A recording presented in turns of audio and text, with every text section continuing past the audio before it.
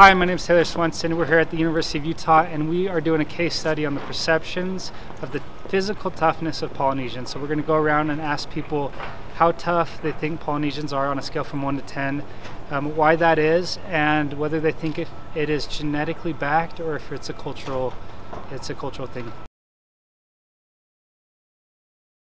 So on a scale of 1 to 10, how physically tough would you say Polynesians are? I think I would give them a 10 out of 10. Polynesians are very tough. I grew up playing football and other sports with them, and they've always been more tough. So yeah, I definitely give them 10 out of 10. Probably like a 6 or a 7. 8.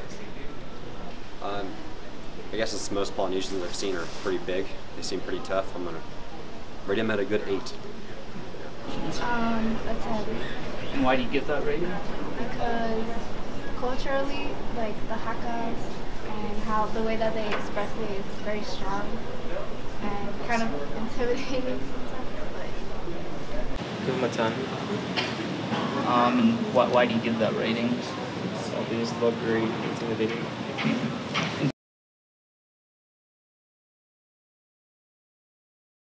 Do you think it's due more to cultural factors or genetic factors? Cultural. Probably genetic. I've heard like stories. I guess I've only met a few. I guess families and such, they roughhouse a lot, and it's pretty normal culturally. But I roughhoused all the time with my brothers and sisters. Cultural factors. I'd say culturally. So which island are you from? I'm from Toughness and from a village called Kanokupolu. Okay. And how long did you live there for? For 16 years. I was born at Wiha, Hapai, Tonga Island. I'm from West Valley, the island of West Valley. No. So were your parents or grandparents born in Tonga? My parents were born in the islands in Tonga, and I was born here in America. Okay. I'm from Tonga. Which island are you from? Tonga. Tonga. And Samoa. You're from both? Yeah. Okay. Your mom or dad's side is from which? My dad's from Samoa. Tyler, what Polynesian island are you from? Samoa. Samoa. And who's the last one to live there in your family? My dad. Your dad? So your dad grew up in which island? American Samoa. So you grew up on a Polynesian island. Which island did you grow up on? Tonga. How long did you live there? 15 years. Samoa. Samoa. And so was it your parents or grandparents, great-grandparents that came to the U.S.? I'm Samoan. Samoan. And who was the last member of your family to live there? My dad. Parents, both of them? Yeah. And which island did they live on? They're in Western Samoa. Western Samoa. So growing up, when you would get hurt, what would they say to you? That's what I get for playing. That's it, football? Or just like, if I got hurt doing something and they knew, they'll just say, oh, that's what you get. Like, if you're gonna play, then man up and don't cry. Right. So in football, that's how it was. What about outside of football? Say you were just playing around and you got hurt, you know, playing with your friends. What would they say to you? Just the same thing. Like, just don't like do dumb stuff and expect.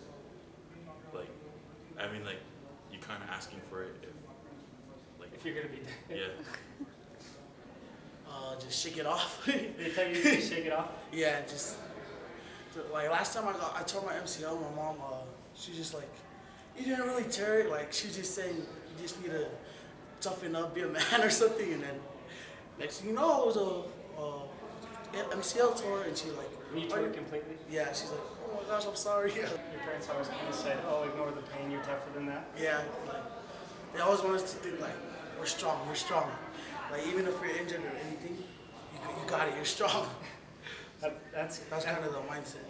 Like, when it was a serious injury, and we go to them, they wouldn't like push it off. They'd be like, oh, put some ice on it, it'll be fine tomorrow. Or like, just toughen up, it'll get better eventually, just naturally. Okay. Do you have any examples of growing up when you did something like that? Do you remember anything? Yeah, my 8th grade year I was playing basketball and I broke my arm, my elbow, like it like snapped in half. And I went home, and my dad's like, "Oh, it'll be fine. We'll just wrap it with ice, and in the morning it'll be fine." Like 2 weeks went on, and kept saying, "Oh, it'll be fine. It'll be fine." We went in to get an X-ray, and it was completely broken. So what happened after that? I just had to get a cast, but the healing process took longer because they had to re-break it and put the cast on. Eventually, it got better. Right. Yeah, this year I tore my MCL, and then I told my dad. He was like, "Oh no, it's just you just like hurt. Your knee just hurt. Just like full forward." So like meaning. What does that like, mean? What's full forward? Like massage it, like deep tissue massage and all that. Okay. And then I was like, all right, I'll think about it. I was thinking that, and then we went to the doctors, and then we got the message saying that, oh, I tore my MCL. It's a level 3 tour, and then that's when my dad was like, oh, son, you gotta watch out on your MCL now. So I was like, all right, now. So after it was official, your dad was like, okay, we gotta be careful. Yeah. Okay. It would say it'll heal by itself, don't worry about it. It'll heal itself, and don't worry about it. Do you have any examples growing up of when you got hurt and you went to your parents and? Well, I was growing up. I played basketball, and I got hurt a lot. They just, they cared and they loved me and everything, but they just didn't do anything about it. You know, they didn't do anything about my situation. So I don't know. I think it's normal. Everybody does. Every Polynesian mother and parents does that. Kind of just ignore it, like just you're tough. Kind of just like, oh, you're fine, or like if it was bad enough, they'd like rub it until like a few days. If it's still hurting me, they'd finally take me to the doctor. Really? Yeah. I was like 9 or 10, and I was doing gymnastics tricks with my friends, and I broke my pinky.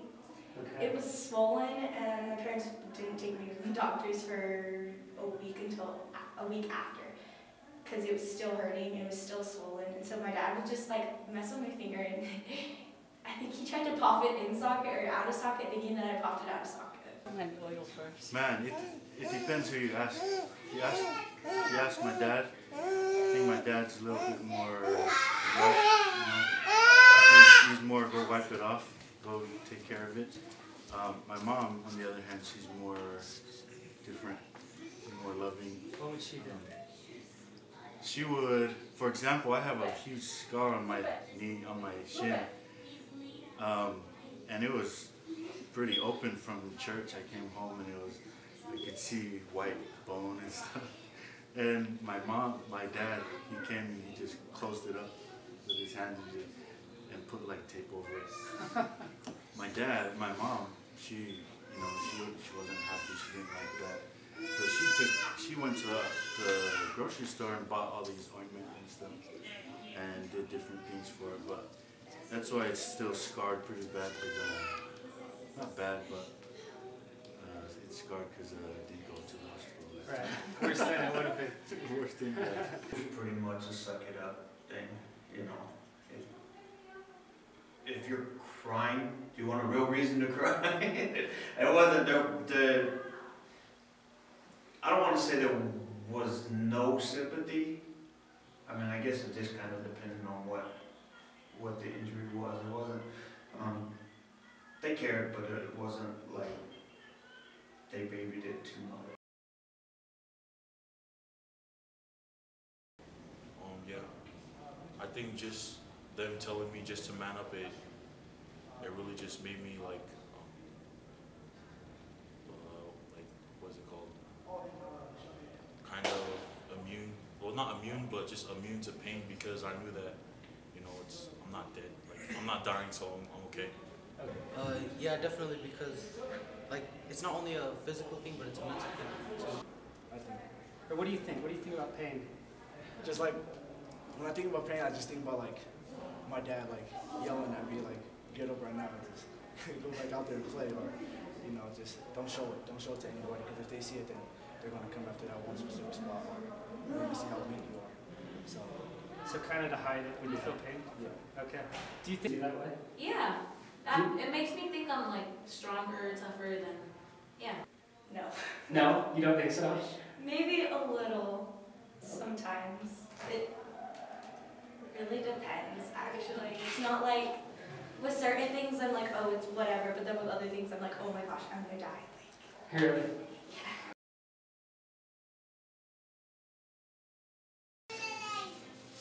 I think it's a little bit of both, more cultural. More cultural. Yeah, I think it's more cultural. Just because my dad was raised. They were both raised in the islands, but they both come here and want a different life. So they kind of, right now, they taught us both American way and cultural way. I think by the way they raise, because most of the time we don't have cars, we walk, and most of the time we go the way we go get our food from the bush, we walk, we carry them back home. Right. You know, we don't have like something to help us out, but I think that's the way we raised. Okay. Maybe a little bit of both, but mainly is how our culture, you know, because the kind of food we eat, it make us strong and healthy, I mean to us. Right. Until we grow a little bit older, then we know it's not healthy. And they call it here abuse, but over there it's not abuse. That's how they teach us. Okay. Yeah. So that's why most of the kids are tough and strong and don't cry when they are beaten up because they already get used to it back there. Yeah, I think it's a little both. Just the inheritance and just the way I was raised, how my family was. They're kind of like hard, but you know, it's good for me. It's good for you. Yeah.